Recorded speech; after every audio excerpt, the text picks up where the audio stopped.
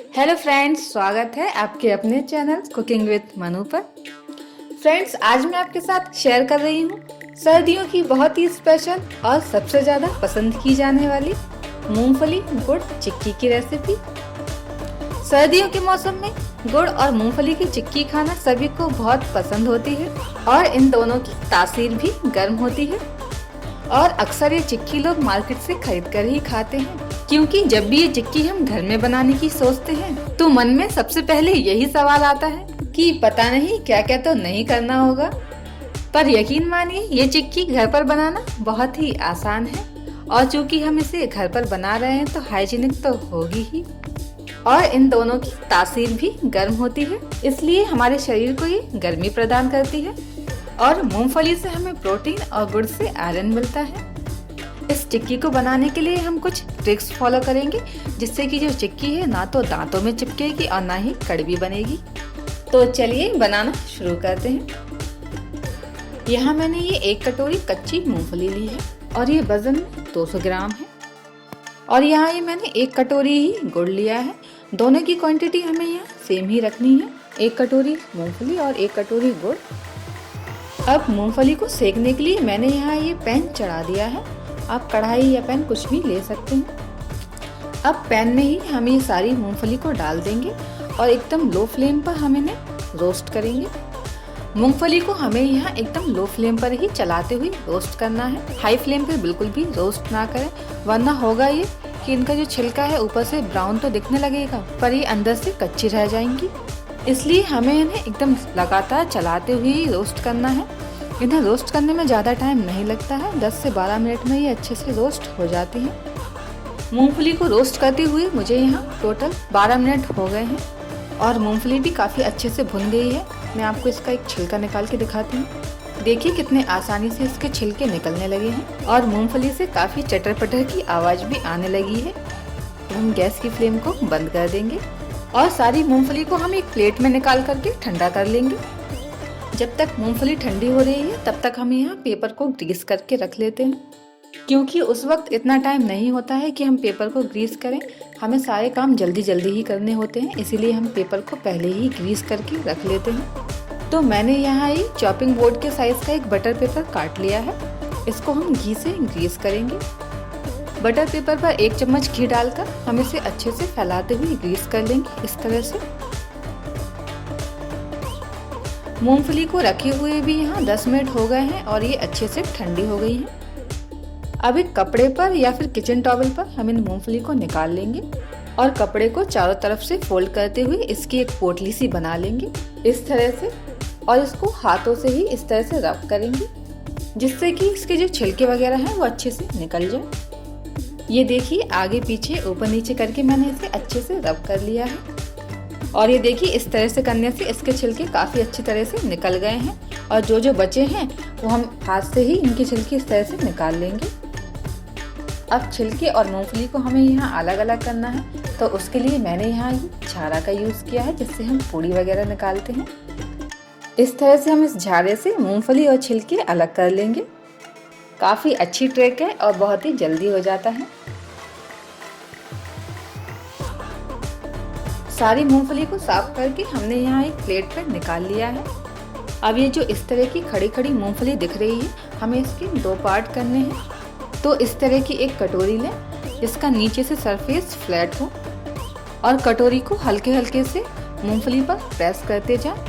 इस तरह से करने से काफ़ी इजीली मूंगफली के अलग अलग पार्ट हो जाते हैं। और ये देखिए, सारी मूंगफली अच्छे से खुल गई हैं और अभी इसे अब हम साइड में रखते हैं। और 1 कटोरी ही मैंने यहाँ गुड़ लिया है और ये वज़न में 200 ग्राम है। गुड़ को मैंने यहाँ पहले ही क्रश कर रखा था। पैन भी यहाँ गर्म हो गया है। अब इसी में हम ये गुड़ डाल देंगे और 1 चम्मच के करीब इसमें पानी डाल देंगे और एकदम लो फ्लेम पर इसे मेल्ट होने देंगे। आप जब भी गुड़ खरीदते हैं तो इस बात का ध्यान जरूर रखें कि गुड़ हमेशा थोड़े डार्क कलर का ही लें, लाइट कलर का गुड़ बिल्कुल भी ना लें, क्योंकि जो लाइट कलर का गुड़ होता है उसमें सोडियम हाइड्रोसल्फाइड नाम का एक केमिकल मिलाया जाता है, जिससे कि गुड़ का कलर लाइट होता है और वो शाइन करता है और वो गुड़ हमारे शरीर के लिए काफ़ी हानिकारक होता है। इसीलिए हमेशा गुड़ थोड़े डार्क कलर का ही लें। और ये देखिए गुड़ एकदम अच्छे से मेल्ट हो गया है। अब इसी में हम 1 चम्मच घी डाल देंगे। घी डालने से चिक्की में अच्छी सी शाइनिंग आएगी और चिक्की चिपकेगी भी नहीं। गुड़ को पकाते हुए मुझे यहाँ 5 मिनट हो गए हैं और गुड़ में भी एक अच्छा सा झाग आने लगा है। तो चलिए अब हम गुड़ को चेक करके देख लेते हैं। तो मैंने यहाँ कटोरी में नॉर्मल पानी लिया है, इसी में हम थोड़ा सा गुड़ का सिरप डालेंगे और इसको कुछ सेकंड के लिए ठंडा होने देंगे। ठंडा होने के बाद ये निकालने पे इस तरह से खिंच रहा है, इसका मतलब ये अभी गुड़ पका नहीं है। अब गुड़ को हम थोड़ा सा और पकने देंगे 3 से 4 मिनट के लिए और हम यहाँ बीच बीच में 2 से 3 बार इसे चेक करते रहेंगे इसी तरह से। और गुड़ को पकाते हुए हमें गैस की फ्लेम एकदम लो ही रखनी है। अब इसे हम दोबारा से चेक करेंगे, सेम वही तरीके से कटोरी में पानी लेंगे और ये पका हुआ गुड़ डालेंगे थोड़ा सा और कुछ सेकंड के लिए इसे ठंडा होने देंगे। और फिर अब इसे हम निकाल के देखेंगे। जब गुड़ इस तरह से क्रिस्टल की तरह टूटने लगे तो इसका मतलब है कि गुड़ अच्छे से पक गया है। गुड़ हमारा यहाँ अच्छे से पक गया है। अब इसी में हम एक सीक्रेट चीज डालेंगे जिससे कि जो हमारी चिक्की है वो एकदम कुरकुरी और क्रिस्पी बनेगी। तो मैंने यहाँ ये 1/4 चम्मच बेकिंग सोडा डाला है। सोडा डालते ही देखिए जो गुड़ का कलर है वो काफी लाइट होने लगा है। मार्केट की चिक्की में भी सोडा का यूज होता है, इसीलिए जो मार्केट की चिक्की होती है वो खाने में काफी कुरकुरी और क्रिस्पी लगती है। लेकिन मार्केट की चिक्की कितनी हाइजीनिक तरीके से बनी होती है कुछ पता नहीं होता है कैसे बनाते हैं। अब इसका जो प्रोसेस है आगे का हमें बहुत जल्दी करना है। अब यहाँ हम मूंगफली को गुड़ में अच्छे से मिक्स कर लेंगे और गैस की फ्लेम बंद कर देंगे। इसे हमें बहुत जल्दी ही मिक्स करना है, ये बहुत ही जल्दी सेट होने लगती है। और जो हमने पहले ही पेपर ग्रीस करके रखा था उस पे हम ये सारी चिक्की निकाल लेंगे और स्पैचुला से जितनी फैल सकेगी हम इसे फैला लेंगे। अब इसके ऊपर एक और ग्रीस किया हुआ पेपर रखेंगे और बेलन से इस तरह से इसको फैला लेंगे जिससे कि जो चिक्की है वो ज्यादा मोटी ना बने।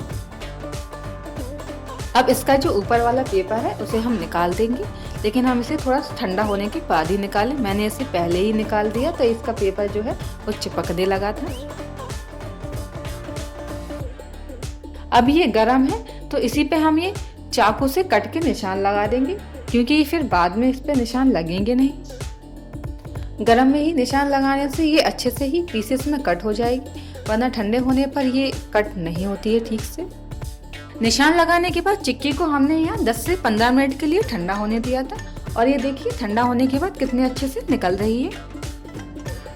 निशान लगाने से देखिए एकदम परफेक्ट पीसेस में कट हो गई है और चिक्की भी हमारी यहाँ एकदम कुरकुरी और क्रिस्पी बनी है। आपको देखने से ही लग रहा होगा ये कितनी क्रिस्पी बनी होगी।